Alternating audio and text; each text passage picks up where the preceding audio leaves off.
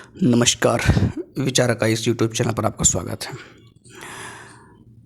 हम जो श्रृंखला ये शुरू कर रहे हैं, ये वाली श्रृंखला, ये बेसिकली श्रृंखला किस चीज़ पे है? ये है आपको सबसे पहले परीक्षा के बारे में जानना। आप जिस परीक्षा की तैयारी कर रहे हैं, ये यूनियन पब्लिक सर्विस कमीशन, जो कि संघ लोक सेवा आयोग, ये देख रहे हैं आप, इसकी एक परीक्षा है, ठीक है। और हम पहले तो आपको देखिए कहते हैं कि जब किसी परीक्षा को तैयारी करिए तो सबसे पहले ये जान लीजिए कि उस परीक्षा के बारे में क्या है, ठीक है। किसी के मुख से सुनना, किसी के बातों में आकर के पढ़ना, किसी से बस खाली कहानियाँ सुन लेना, ये अलग चीज़ है।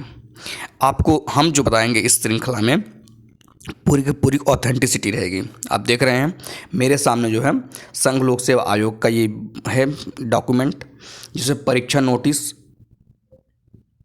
2017 का है, ठीक है। सॉरी, ये देख रहे हैं आप, ठीक है। उसके बाद से अभी तक कोई अपडेटेड नहीं आया है, ठीक है। जो है यही चल रहा है। तो आपको ये भी बता दें कि ये श्रृंखला में प्रीलिम्स, मेंस, इंटरव्यू, पूरे के पूरे गाइडेंस के बारे में, पेपर के चारों पेपर जितने हैं, मतलब कि प्रीलिम्स में कौन कौन से पेपर हैं, मेंस में कौन कौन से पेपर हैं, इंटरव्यू में क्या क्या सिचुएशन होगी, या ऑप्शनल के पेपर में कौन कौन से आपके ऑप्शनल हैं, उस ऑप्शनल की क्या स्थिति होगी, सारी की सारी चीज़ें हम बेहतरीन तरीके से डिस्कशन करेंगे, ठीक है। एक भी चीज़ का सबसे बड़ी चीज़ क्या है कि आपके सामने सब दिख रहा है। अपने से नहीं, कि मतलब देखो होता क्या ना कि फिल्ट्रेशन जब होता है किसी चीज़ का ना, तो फिर कुछ चीज़ छूटती हैं, ये आपको पता है। अभी जैसे मैं आपको यही पीडीएफ बना के बताता, तो इसका मतलब हम सब चीज़ छोड़ते जरूर कुछ ना कुछ, है ना। इसलिए मैं बचता हूँ। जैसे अभी एनसीईआरटी पढ़ा रहा हूँ मैं, ओरिजिनल एनसीईआरटी पढ़ा रहा हूँ, क्योंकि छूटती है भाई, ये बात आप विश्वास करिए हमारी, है ना। जब आप तैयारी करने या अभी शुरुआत कर रहे हैं, तैयारी करने आएंगे ना, तो आपको धीरे धीरे खुद समझ में आएगा कि चीज़ें छूटती हैं। लोग भले उस चीज़ को गुमराह कर दें, लोग भले उस चीज़ को न बताएं, लेकिन सच बता रहा हूँ, चीज़ें छूटती हैं। तो उस चीज़ को हम बचाने का प्रयास कर रहे हैं। आप ओरिजिनल डॉक्यूमेंट देखिए, ओरिजिनल चीज़ जानेंगे, ओरिजिनल जानकारी रहेगी, तो इससे क्या होगा कि आपका जो है कॉन्फिडेंस बढ़ेगा। मेन चीज़ क्या है? कॉन्फिडेंस और ट्रस्ट, ये महत्वपूर्ण है। पूरे गेम, पूरे एग्ज़ाम में यही चीज़ मैटर करेगा। आप 1 साल, 2 साल, 3 साल, भगवान न करे उसके आगे जाना पड़े, मतलब स्थितियाँ होती हैं, है ना। इसके बारे में कभी डिस्कस करेंगे, लेकिन आज हम पहले जो डिस्कस करते हैं, जो मेन पॉइंट हम शुरू किए हैं, उसको डिस्कस करते हैं, ठीक है। तो आप देख सकते हैं कि ये जो है आगे दिख रहा है आपको, ठीक है। थोड़ा सा ये कर देते हैं, ये देखिए पूरा ही डॉक्यूमेंट है। अभी हम इस सब चीज़ों पर चर्चा नहीं करेंगे, ठीक है ना। बस मैं फ्रंट पेज केवल इसलिए आपको दिखा रहा हूँ कि आप बस ये कॉन्फिडेंस देखिए, कि हाँ, कॉन्फिडेंस लेके आइए कि जो चीज़ हम बता रहे हैं आपको वो सही बता रहे हैं, है ना। पूरी पूरी यूपीएससी की वेबसाइट वगैरह में चर्चा है इसमें, ठीक है। अब ये क्या है? ये सब परीक्षा के बारे में, मतलब कि उम्मीदवार के बारे में, ये सब चीज़ चर्चा, ठीक है। लेकिन हम चलेंगे कहाँ पर? हम डायरेक्ट चलेंगे यूपीएससी के, ये सब जो है सर्विस के बारे में है ना। थोड़ा सा जूम कर दें, हाँ देखिए ये यूपीएससी की जो परीक्षा होती है, देखिए आईएएस, आईएफएस, आईपीएस, ये सब बारे में, सर्विस के बारे में चर्चा, ठीक है ना। कार्मिक और प्रशिक्षण मंडल, लेकिन ये सब हमारा मुद्दा आज का नहीं डिस्कस करना है, ठीक है। ये सब देखिए आगे जो है, ये सब देख रहे हैं ना, ये सब जो जॉब के बारे में, मतलब इनका जॉब सेंटर वगैरह, ये सब बारे में थोड़ी चर्चा है, ठीक है। उसके बाद देखिए ये क्या है, ये केंद्र के बारे में, सेंटर, यूपीएससी का सेंटर क्या क्या होगा, ठीक है। उसके बाद देखिए परीक्षा की योजना कैसी कैसी होगी, उसके बारे में चर्चा है। फिर उसके बाद एज के बारे में, उम्र जो होता है, एज रिलैक्सेशन वगैरह या अटेम्प्ट वगैरह, ये सब बारे में चर्चा है, ठीक है। उसके बाद आपका देखिए ये क्या है, ये भी उसी से संबंधित है। ये क्या है? ये देखिए अवसरों का, अटेम्प्ट के बारे में, अटेम्प्ट की संख्या कितनी रहेगी, उसके बारे में चर्चा है। उसके बारे में ये देखिए क्या है, ये पैसा जो आप पेमेंट करते हैं उसके बारे में चर्चा है। उसके बाद ये क्या है, उसके बाद ये वही उसी से रिलेटेड है, ठीक है। उसके बाद ये देखिए आपका जो है सेंटर वगैरह के बारे में, कि आप जो फॉर्म फिलअप करते हैं, उस फॉर्म फिलअप करते वक्त उसमें क्या क्या चीज़ आपको ध्यान रखनी है, ये सब चीज़ यहाँ पर ध्यान रखना है, ठीक है। उसके बाद ये सब देख लीजिए, ये सब थोड़ा सा जो इन्फॉर्मेशन दिया हुआ है कि अगर कहीं कोई गड़बड़ी होती है परीक्षा में, या आप किसी गलत तरीके से जाकर परीक्षा देते हैं, या ऐसी कुछ गलतियां आप करते हैं, तो उसके लिए क्या प्रावधान किए गए हैं। उसके बाद आवेदन प्रपत्र, इसको देखिए जो है उस समय जब निकाला गया था, तो ये अंतिम समय दिया गया था, है ना। तो उसी तरह से ये जो है ये हमेशा देते रहते हैं। उसके बाद ये अपना जो है देखिए ये पत्र व्यवहार वगैरह के बारे में दिए हैं, है ना, उसके बारे में चर्चा की गई है। उसके बारे में ये शारीरिक अपेक्षाएं जो है इस सब चीज़ों के बारे में दिया गया है, ठीक है। तो ये सब जो है ये इनके डॉक्यूमेंट में है। या उसके बाद ऑनलाइन आवेदन के लिए ऑनलाइन जो आवेदन करते हैं उसके बारे में चर्चा की गई है ना। परीक्षा हाल के बारे में चर्चा की गई, वहाँ पर क्या स्थिति रहे, क्या नहीं रहे, क्या लेके जाना, क्या नहीं लेके जाना है, उसके बारे में चर्चा, ठीक है। उसके बाद ये जो है देखिए किस तरह से गलत तरीके से आप कुछ कर तो नहीं रहे वहाँ पर, है ना। परीक्षा भवन में किस तरह से आपको व्यवहार करना चाहिए, ये सब चर्चा है ना। उत्तर पुस्तिका में जो है कैसे आप जो है बबल भरते हैं, इन सब चीज़ के बारे में भी चर्चा है, देखिए ये सब। उसके बाद रोल नंबर वगैरह कैसे वहाँ पर रहता है सब कुछ भरने के लिए, है ना। कोड वगैरह, सेंटर वगैरह, ये सब चर्चा हुई है, ठीक है ना। ये सब देखिए आप जो है ना सब्जेक्ट के बारे में, ये मतलब कि OMR भरने के लिए पूरा जो है पूरा इन्होंने बढ़िया से बाकायदा दे रखा, ठीक है। तो अब हम आते हैं परीक्षा के बारे में। परीक्षा की योजना क्या है इसके बारे में देखिए, अभी तक तो कोई अपडेट नहीं है, लेकिन हो सकता है कि उम्मीद है कि आगे अपडेट आ जाए कुछ न कुछ, ठीक है। क्योंकि जिस तरह से अभी सिचुएशन चल रहा है UPSC को लेकर के, थोड़ी सी जो विवादास्पद चीज़ें हो रही हैं उसकी वजह से हो सकता है कि कुछ ऐसा अपडेट आए जिससे कि कुछ ना, कोई दिक्कत नहीं है, जैसे अपडेट आएगा हम आपको सूचित कर देंगे। हम खुद अपडेट लेके चले आएंगे भाई, हम भी तो उसी के लिए खोजबीन कर रहे हैं ना। तो हमारा तो काम ही है, जैसे कोई चीज़ अपडेट दिखेगी, नया दिखेगा तो हम जो ज़रूर उस पर लेके आएंगे, ठीक है। तो अब हम शुरू करते हैं कि ये देखिए परीक्षा योजना मेन इंपॉर्टेंट क्या। अब इसी को पढ़ के, इसी को डिराइव कर करके लोग आपको समझाते हैं, तो वही काम हम जो है आपको ओरिजिनल डॉक्यूमेंट में कर रहे हैं। खास तौर से थोड़ी सी हिंदी मीडियम वालों के लिए समस्या होती है, क्योंकि आप क्या है आप शॉर्ट ढूंढते रहते हैं, शॉर्टकट, एकदम शॉर्टकट ढूंढते ढूंढते आप जो मेन चीज़ खा जाते हैं, मेन चीज़ आप जो है गायब कर जाते हैं। समस्या, सबसे बड़ी समस्या यही होती है कि अपने पास जो आता है फिल्टर होते होते कुछ नहीं मिलता है, ये सबसे बड़ी गड़बड़ी होती है। तो मैं सोचता हूँ कि आपकी ये समस्या सॉल्व हो जाए तो ज़्यादा अच्छा रहेगा कि आप कम से कम ओरिजिनल चीज़ देखिए, ठीक है। चलिए परीक्षा योजना के बारे में, परिशिष्ट 1 खंड 1, ये खंड 1 की चर्चा हो रही, ठीक है। इसमें क्या है परीक्षा योजना के बारे में देखिए, ये क्या कह रहे हैं कि इस प्रतियोगिता परीक्षा में, मतलब प्रतियोगिता परीक्षा है, ये ध्यान रखिएगा, में 2 क्रमिक चरण है। अब चरण कौन कौन से हैं ये चीज़ देखिएगा।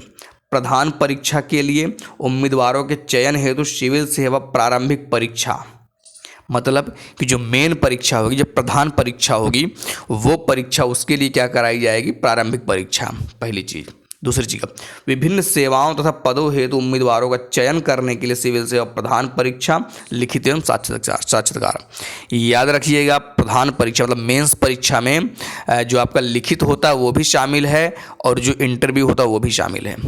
कितने लोग तो ये बात कन्फ्यूजन में होगी, है ना। तो इसमें देख लीजिए स्पष्ट आपको लिखा गया है, एक प्रीलिम्स होगा प्रधान जो है आपका प्रारंभिक परीक्षा, और दूसरा होगा प्रधान परीक्षा जिसमें कि लिखित होगा और साक्षात्कार होगा। ये जो लिखित होगा, जो साक्षात्कार होगा, देखिए इन्होंने स्पष्ट इस बात को यहाँ पर लिखा है कि जो पहला लाइन देखिए, पहला लाइन क्या लिखा है, प्रधान परीक्षा के लिए उम्मीदवारों के लिए चयन हेतु सिविल सेवा प्रारंभिक परीक्षा, मतलब किसके लिए, प्रधान परीक्षा के लिए चयन हेतु। लेकिन दूसरी लाइन क्या लिखा गया है, विभिन्न सेवाओं तथा पदों हेतु। अब यहाँ पर क्या है, विभिन्न सेवा और पद के लिए बात हो रही, तो उसके चयन के लिए क्या किया गया है, प्रधान परीक्षा होगी, जिस प्रधान परीक्षा में बात किसकी की जाएगी, लिखित परीक्षा तथा साक्षात्कार। तो उम्मीद ये बात आप ये दिमाग में रखिए, ये चीज़ क्लियर हो गई होगी कि इस परीक्षा में जब आप UPSC CSE सिविल सेवा परीक्षा की बात हो रही है, इसमें जब आप परीक्षा के बारे में बात करते हैं तो आपके पास 2 चरण होते हैं। पहला चरण कौन सा होगा, वो होगा प्रिलिमिनरी का, प्रारंभिक का। उसके बाद दूसरा कौन सा होगा, वो होगा मेंस का। मेन परीक्षा, प्रधान परीक्षा का मतलब है कि पहले आपको लिखित देना पड़ेगा परीक्षा, फिर उसके बाद अगर आप उसमें सेलेक्ट होते हैं तो आपको जो है साक्षात्कार देना होगा। फिर अगर आप उसमें तब सेलेक्ट हो जाते हैं तब आपको जो विभिन्न पद या जो है सेवाओं के लिए रखा जाएगा। ये बात पूरी तरीके से एकदम क्लियर हो गई कि 2 चरणों में इन्होंने बात की है, और इन 2 चरणों में क्या क्या होना है क्लियर है। उम्मीद करता हूँ आपको बात ये समझ में आई होगी, ठीक है। चलिए अब क्या है, अब यहाँ पर ये वाली लाइन, ये वाला पैराग्राफ देखिएगा, इसमें क्या है कि प्रारंभिक परीक्षा में वस्तुपरक मतलब बहुविकल्पी प्रकार के 2 प्रश्न पत्र होंगे। ध्यान रखिएगा, प्रारंभिक परीक्षा में 2 पेपर हैं, है ना।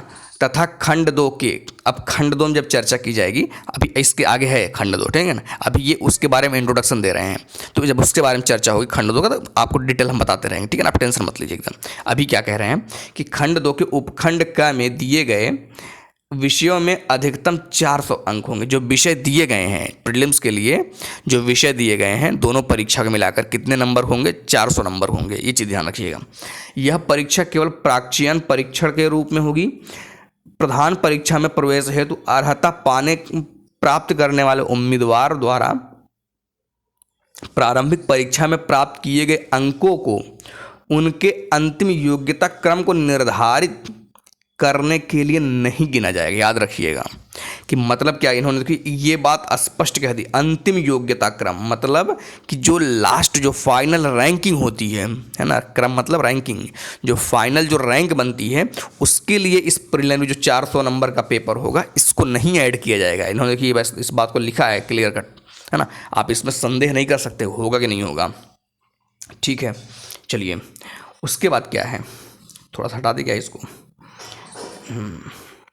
उसके बाद क्या है कि प्रधान परीक्षा में प्रवेश दिए जाने वाले उम्मीदवारों की संख्या वर्ष में इस परीक्षा के माध्यम से, याद रखिएगा, प्रधान परीक्षा में प्रवेश दिए जाने वाले मतलब किसको किसको मेंस परीक्षा देने की बात की जाएगी, उनके संख्या की बात हो रही है।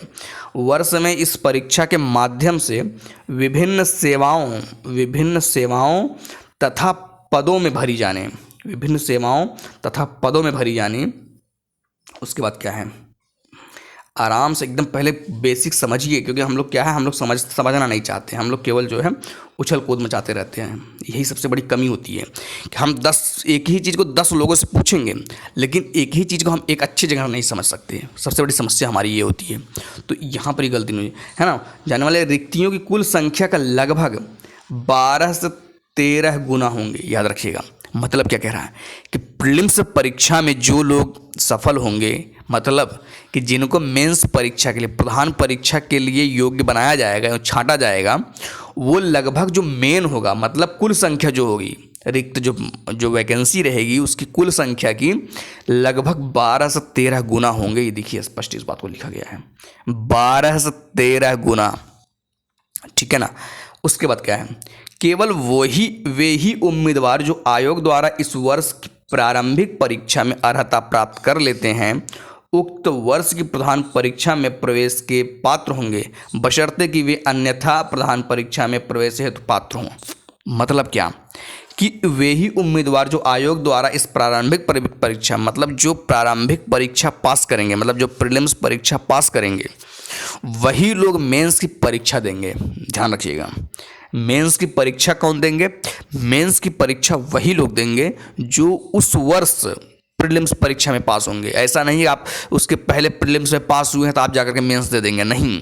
देखिए क्या लिखा है इन्होंने कि केवल वही उम्मीदवार जो आयोग द्वारा इस वर्ष, पॉइंट ये है, इस वर्ष की प्रारंभिक परीक्षा में अर्हता प्राप्त कर लेते हैं, उक्त वर्ष मतलब उसी वर्ष में प्रधान परीक्षा में प्रवेश के लिए पात्र होंगे। क्लियर कर बात, मतलब इसमें कुछ द्वंद्व या कुछ सस्पेंस नहीं लिखा गया है, ठीक है, कि आपको समझ में नहीं आएगा चीज़ें।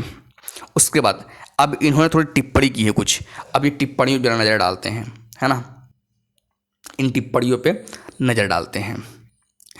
इसमें क्या है, आयोग सिविल सेवा प्रधान परीक्षा के लिए अर्हक उम्मीदवारों की एक सूची तैयार करेगा।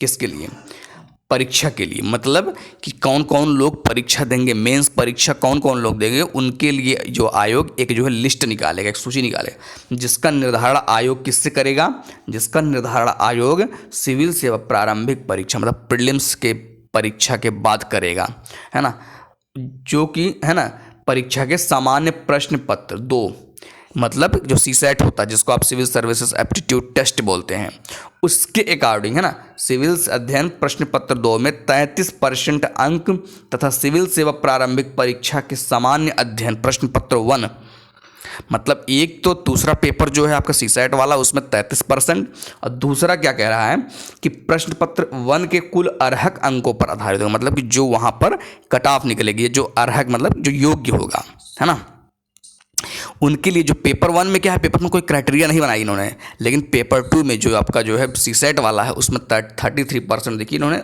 स्पष्ट लिख दिया है। लेकिन पेपर 1 प्रश्न पत्र 1 में देखिए इन्होंने कोई नहीं दिया है क्राइटेरिया, है ना। तो ये चीज़ एकदम जो है क्लियर रखिएगा। चलिए अब उसके बाद हम बात करते हैं टिप्पणी दूसरे में। इन्होंने दूसरी टिप्पणी में क्या कहा है इसको ज़रा समझिए। एकदम मैं बार बार कह रहा हूँ कि बहुत बारीकी से, बहुत समझदारी से इस परीक्षा में कूदिएगा। अगर आप नए हैं, सच बता रहा हूँ, अगर आप तैयारी शुरू भी कर दिए हैं तब भी मैं आपको सलाह दूंगा कि इस परीक्षा में कूदने से पहले बहुत कुछ सोच समझ लीजिएगा और यूपीएससी की ओरिजिनल डॉक्यूमेंट पढ़िएगा। कुछ भी कोई बता दे, कोई टीका टिप्पणी फलान ढिकान कुछ भी करा दे, किसी भरोसा नहीं। सब जो है गुमराह करने वाले हैं। ये बात मैं अपने एक्सपीरियंस बता रहा हूँ, और नहीं तो आप खुद एक्सपीरियंस कर लेंगे बाद में धीरे धीरे, ठीक है। आगे देखिए क्या है कि टिप्पणी दूसरे में इन्होंने क्या कहा है। टिप्पणी जो दूसरा किया गया है इन्होंने, उसमें क्या कहा है कि प्रश्न पत्र में ऐसे कुछ एक प्रश्नों को छोड़कर जिनमें ऋणात्मक अंक मतलब नेगेटिव मार्किंग ऐसे प्रश्नों के लिए सर्वाधिक उपयुक्त तथा इतना उपयुक्त नहीं उत्तर को दिए जाने वाले विभिन्न अंकों के रूप में अंतर्निहित होगी। उम्मीदवार द्वारा दिए गए गलत उत्तरों के लिए दंड दिया जाएगा, ऋणात्मक अंक दिया जाएगा। याद रखिएगा कि प्रीलिम्स परीक्षा में अगर गलत उत्तर देते हैं उसके लिए दंड दिया जाएगा। मतलब नेगेटिव मार्किंग जो होता है, कितने लोग ये नहीं पता ये हमारे लिए पनिशमेंट है, ये हमारे लिए दंड है, कितने लोग ये भी नहीं पता होगा। तो आप जान लीजिए कि जो नेगेटिव मार्किंग होता है एक तरह से पनिशमेंट ही है, ठीक है। तो ये बात समझ में इनका जो है टिप्पणी दूसरा इन्होंने किया। उसके बाद अब कुछ पॉइंट दे रहे हैं, ठीक है। अब ये पॉइंट आपको पता होगा, मैं कह रहा हूँ फिर से एक बार देख लीजिए, बेसिक क्लियरिटी रहेगी, है ना। मैच करते जो आप पता भी है जो आपको, उसको कम से कम मैच करते चलिएगा। हाँ, आप जो पढ़े हैं या आप जो आपको जो पता है वो सही पता है। कभी कभी हम होता है कि हमको सही चीज़ नहीं पता होती, फिर भी हम अपने आप को सही मानते रहते हैं, जो कि एक सबसे बड़ी समस्या होती है। तो इस चीज़ के लिए आप पूरी तरीके से मेंटली, मानसिक रूप से तैयार रहिए कि आप जो कर रहे हैं वो सही कर रहे हैं।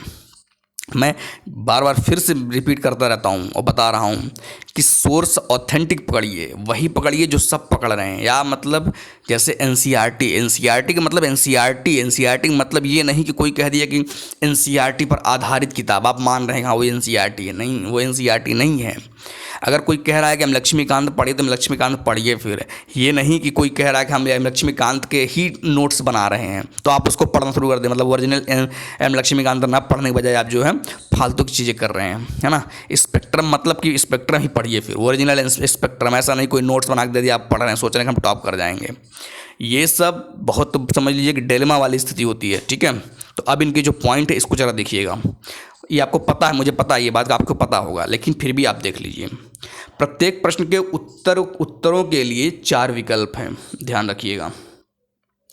उम्मीदवार द्वारा प्रत्येक प्रश्न के लिए दिए गए गलत उत्तर के लिए उस प्रश्न के दिए जाने वाले अंकों का 1/3 दंड के रूप में काटा जाएगा, ठीक है। उसके बाद जो है ये पॉइंट नंबर 2 का देखिए, पॉइंट नंबर 2 में क्या कह रहे हैं। उसमें कह रहे हैं कि यदि उम्मीदवार 1 से अधिक उत्तर देता है, मतलब प्रीलिम्स में अगर आपने जो है 1 से अधिक बबल भर दिया है, उत्तर देने का मतलब यही है, वहाँ बोल देंगे ऐसा नहीं है ना, कि आपने जो है बबल 2 भर दिया तो इसका मतलब ये है कि उसे गलत उत्तर माना जाएगा, चाहे दिए गए उत्तरों में से एक ठीक ही क्यों ना हो। इन्होंने क्लियर किया, आप ये क्लेम नहीं कर सकते हैं कि मेरा एक उत्तर सही है, और उस प्रश्न के लिए वही दंड होगा जो ऊपर बताया गया, मतलब 1/3 आपका जो है कट जाएगा, ठीक है।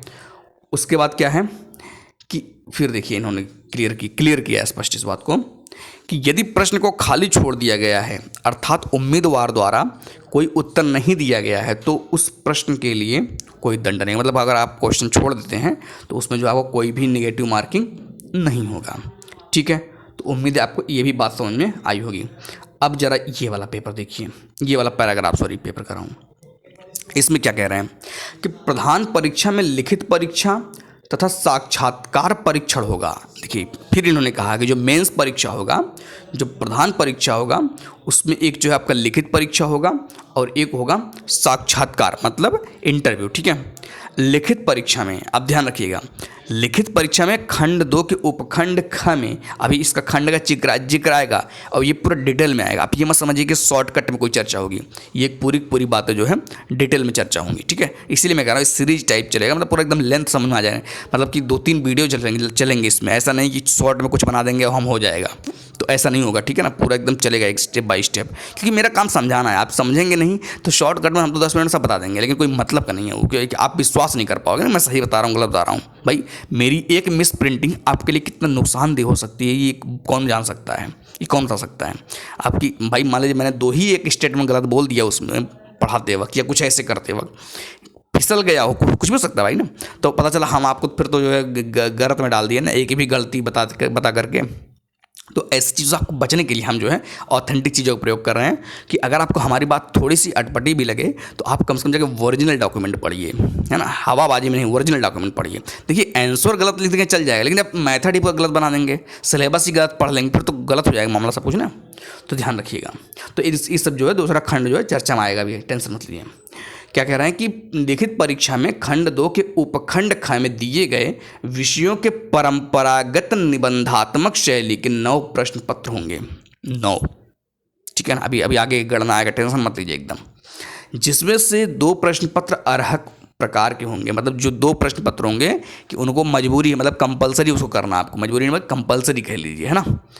खंड 2 के खंड ख के पैराग्राफ 1 के नीचे नोट 2 भी देखें। सभी अनिवार्य प्रश्न पत्र 1 से प्रश्न पत्र 6 तक प्राप्त अंकों और व्यक्तित्व परीक्षण के लिए साक्षात्कार में प्राप्त अंकों के आधार पर उनका योग्यता क्रम निर्धारित किया जाएगा।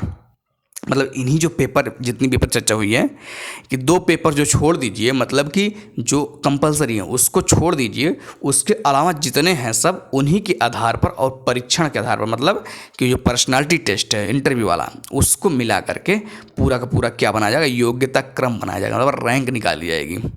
तो उम्मीद है कि आपको ये सारी की सारी बातें आपको जो है अच्छे से समझ में आ गई होंगी, ठीक है। चलिए उसके बाद क्या है, अब थोड़ा सा इसके आगे ये चर्चा करते हैं।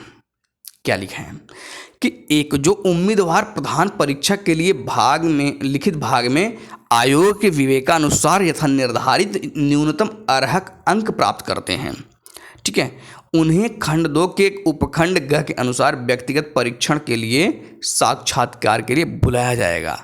मतलब जो लोग मेंस निकालते हैं, जो लिखित मेंस होगा उसको पास करने के बाद उनको किस लिए बुलाया जाएगा, इंटरव्यू के लिए बुलाया जाएगा, साक्षात्कार के लिए बुलाए जाने वाले उम्मीदवारों की संख्या भरी जाने वाले रिक्तियों की संख्या से लगभग 2 गुनी होगी।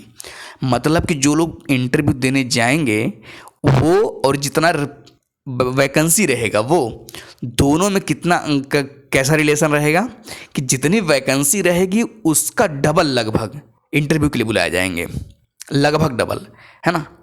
अब कोई कह रहा 3 गुना, कोई कह रहा 4 गुना, अब आप मान भी रहे हैं, ये स्पष्ट इन्होंने इस बात को लिखा है कि मैं आपको दिखा रहा हूँ सामने, 2 गुना, लगभग 2 गुना लिखा हुआ है, ठीक है। अब कुछ लोग आपको कम, अभी से प्रीलिम्स में कितना आएंगे, लगभग 11-12, है ना, 12-13 ऐसा कुछ था, अभी बताया था आपको। तो अब कोई कह रहा नहीं 15 गुना आएंगे, तो भाई अब क्या हम कह सकते हैं, कोई कुछ भी कह रहा है कि 15 गुना आएंगे, 20 गुना आएंगे, 10 गुना आएंगे, अब अपने से गुणागणित करते रहो। लेकिन जो कमीशन ने लिखा है हम तो वही आपको बताएंगे ना कि कमीशन ने क्या लिखा है। कमीशन ने देखिए यहाँ पर लिखा हुआ है कि जो इंटरव्यू देने जाएंगे वो वैकेंसी के लगभग 2 गुने में जाएंगे। अब वो लगभग 2 गुना से ज़्यादा भी हो सकता है और 2 गुना से कम भी हो सकता है। अब लगभग उनका क्या है वो तो उनके हाथ में है ना भाई। तो ये सब चीज़ें जो है क्लियर रखिएगा। अब उसके बाद क्या है कि इंटरव्यू के लिए साक्षात्कार के लिए 275 अंक कोई न्यूनतम अर्हक अंक नहीं है होंगे। मतलब कि इंटरव्यू में आपको मिनिमम कितना पाना है ये कुछ फिक्स नहीं है। जैसे सीसेट में था 33% आपको पाना ही पाना है, उस तरह से इंटरव्यू में कोई भी न्यूनतम अंक नहीं है कि आपको इतना पाना ही पाना है। देखो लिखा है इन्होंने, ये भी ब्रैकेट में करके लिखा हुआ है, ठीक है। तो आपको ये नहीं कंफ्यूज होना है। तो इंटरव्यू के लिए कितने नंबर हैं, 275 नंबर हैं, ठीक है। उसके बाद क्या है, उसके बाद आता है इनका दूसरा वाला, ये वाला पैराग्राफ। ये देखिए इसमें क्या कह रहे हैं कि दूसरे में क्या कह रहे हैं, दूसरा, इस प्रकार उम्मीदवारों द्वारा प्रधान परीक्षा मतलब लिखित भाग तथा साक्षात्कार प्राप्त किए अंकों के आधार पर अंतिम तौर पर उनके रैंक का निर्धारण किया जाएगा। मतलब जो मेंस लिखित में नंबर पाएंगे और जो इंटरव्यू देंगे, दोनों में क्या स्थिति है उसको देखते हुए उनको जो है रैंक दिया जाएगा। ठीक है। उम्मीदवारों की विभिन्न सेवाओं का आवंटन परीक्षा में उनके रैंक को तथा विभिन्न सेवाओं और पदों के लिए उनके द्वारा दिए गए वरीयता क्रम को ध्यान में रखते हुए किया जाएगा। मतलब जो उनको पद मिलेगा, आईएएस मिलेगा, आईपीएस मिलेगा, आईआरएस मिलेगा, जो भी मिलेगा, आईएफएस मिलेगा, ये सब उनके रैंकिंग के ऊपर डिसाइड होगा। अब कोई आपको कुछ भी गुणा गणित समझाए बात अलग है, इन्होंने देखिए स्पष्ट इस बात को लिखा है कि वरीयता क्रम को ध्यान में रखते हुए दिया जाएगा, है ना। तो एकदम ये सब चीज़ क्लियर कट रखिए, क्योंकि जितना ही क्लियरिटी रहेगी इस एग्जाम में समझ लो वो उतना ही आप क्लियर रहेंगे ना। पता चला कि कुछ हवाबाजी होती रहेगी और आप हवाबाजी में परेशान होते रहेंगे। ठीक है। उसके बाद क्या है, उसके बाद देखिए अब आता है खंड 2। अभी जो हम आपको बता रहे थे कि चर्चा होगी खंड 2 में, उसके लिए इन्होंने जो है खंड 2 की अब शुरुआत होती है। ठीक है। खंड 2 शुरू, टाइम कितना हुआ, 26 मिनट। चलिए इसको हम कवर कर देते हैं ना। खंड 2 में क्या क्या है, प्रीलिम्स मेंस मतलब नंबर तक कवर कर देते हैं, मेन चीज़ क्या है, थोड़ा टाइम लगेगा लेकिन क्लियरिटी आ जाएगी एक अच्छी खासी, है ना। फिर उसके बाद बाकी नेक्स्ट वीडियो में चर्चा करेंगे। प्रारंभिक तथा प्रधान परीक्षा की रूपरेखा तथा विषय। अब ये प्रारंभिक परीक्षा तथा प्रधान परीक्षा मतलब मेंस, प्रीलिम्स और मेंस के बारे में जो रूपरेखा के बारे में ये जो चर्चा कर रहे हैं। अब पहली चीज़ क्या है कि प्रारंभिक परीक्षा क्या, यही भी जो ऊपर बता रहे थे क्या में, यही है प्रारंभिक परीक्षा। ठीक है। अब इसमें आप देखिए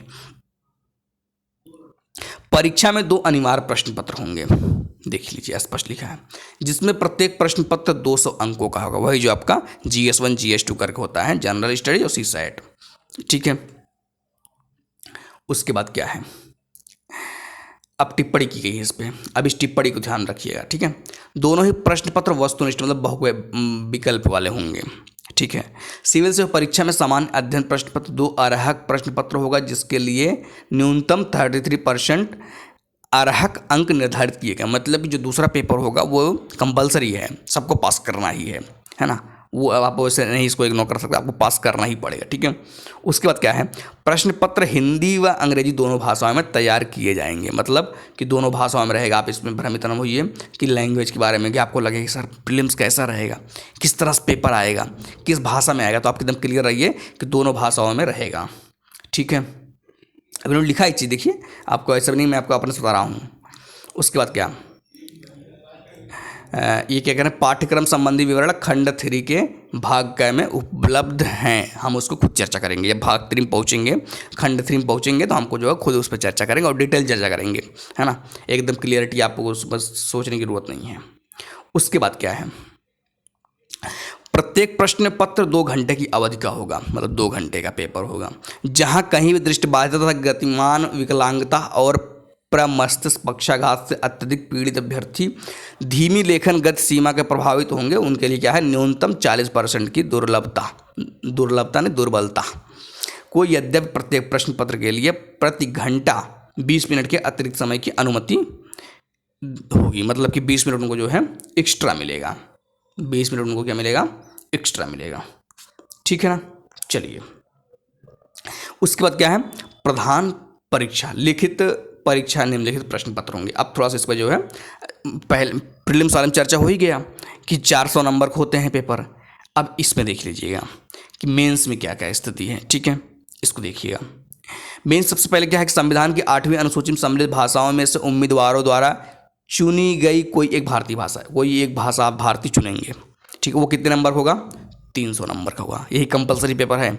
आप कोई भी भाषा, हिंदी ले लीजिए, गुजराती, मराठी, जो भी मतलब कि, लेकिन ये ध्यान रखिएगा 8वीं अनुसूची में होना चाहिए वो, है ना। ऐसा नहीं कुछ भी ले लेंगे, 8वीं अनुसूची में चेक कर देखिएगा। ठीक है। तो 300 नंबर की ये हो गया। उसके बाद क्या है, उसके बाद प्रश्न पत्र 2, प्रश्न पत्र ख अंग्रेजी। अंग्रेजी क्या, वरीतक क्रम के लिए, अब देखिए अंग्रेजी ये कंपलसरी है, मतलब आपको अंग्रेजी लेना ही लेना है, ये भी 300 नंबर रहेगा। मतलब 300 नंबर कोई एक जो है भारतीय भाषा रहेगी रीजनल, और कोई एक जो है कोई नहीं, मतलब अंग्रेजी कंपलसरी रहेगा सबके लिए, ठीक है। तो 300 नंबर, लेकिन ये जो है ये वरीयता क्रम में नहीं गिने जाएंगे, ये ध्यान रखिएगा, वरीयता क्रम में ये ध्यान नहीं गिने जाएंगे। वरीयता क्रम में किए जाने के लिए जिन प्रश्नों को पत्रों को आधार बनाया जाएगा उनके लिए चर्चा हो रही है। तो अब देखिएगा ध्यान से कि एक है निबंध आपका, एक कौन सा है, ये निबंध है, निबंध 250 नंबर का। उसके बाद क्या है, उसका प्रश्न पत्र 2 है, उसके बाद प्रश्न पत्र 2। अब देखिए ये भी 250 नंबर, जिसको आप GS1 बोलते हैं, है ना, देखिए GS1 ये देखिए लिखा है GS1 कितने 250 नंबर का। ठीक उसी तरह से आपका कौन सा है, GS2 है, ये देखिए GS2 ये भी 250 नंबर का है, ठीक है। उसके बाद ये देखिए GS3 ये भी कितने का है, ये भी आपका 250 नंबर का, देख लीजिए, ठीक है ना। उसके बाद क्या है, उसके बाद ये देखिए GS4 क्या है, सामान्य अध्ययन 4, ये GS4 है, ये भी देखो 250 नंबर का है। मतलब कि ये सब जो है 250 नंबर के चार के चारों पेपर हो गए, ठीक है। अब उसके बाद क्या है, वैकल्पिक विषय। वैकल्पिक विषय देखिए, वैकल्पिक विषय प्रश्न पत्र 1 मतलब 2 पेपर होंगे। तो पहला प्रश्न जो होगा 250 नंबर का होगा। दूसरा प्रश्न जो होगा ये, इसी को देखिए प्रश्न 6 पेपर 6 और पेपर 7 बोला जा रहा है, ये भी ध्यान रखिएगा। तो प्रश्न पत्र 2 ये भी कितने नंबर का है, 250 नंबर का है। तो ये सब चीज़ जो है क्लियर रखिएगा, ठीक है, ठीक है। उसके बाद अब यहाँ पर आ जाइए कि सभी को जोड़ दीजिए। सभी को जब जोड़ेंगे ऊपर वाले जितने पेपर हैं तो कितना आ रहा है, 1750 नंबर, ठीक है। अब उसके बाद क्या है, एक पर्सनालिटी टेस्ट मतलब इंटरव्यू। इंटरव्यू के लिए देखिए कितना है, इंटरव्यू के लिए है 275 नंबर, सबको जोड़ दीजिए कितना है, 2025 नंबर। मतलब कि जो आपका रैंक बनेगा इसमें से आप कितना नंबर लेके आते हैं उसी के अकॉर्डिंग जो है रैंक बनेगा 2025 में से, 2025 में से। तो ये चीज़ आपको जो थोड़ा ध्यान रखना है। अब उसके बाद क्या है, उसके बाद क्या है कि नीचे दिए गए वैकल्पिक विषय के बारे में आपको जो वैकल्पिक विषय आप कौन कौन से चुनते हैं इस पे ये निर्धारित करेगा। अब देखिए ये सब लिखी है, बाकी इसके आगे हम जो चर्चा करेंगे नेक्स्ट वीडियो में। आज के लिए इतने ही रखते हैं, ठीक है। उम्मीद है आपको समझ में आ रहा होगा कि मैं क्या बता रहा हूँ, ठीक है। बाकी मिलेंगे नेक्स्ट वीडियो में, ओके।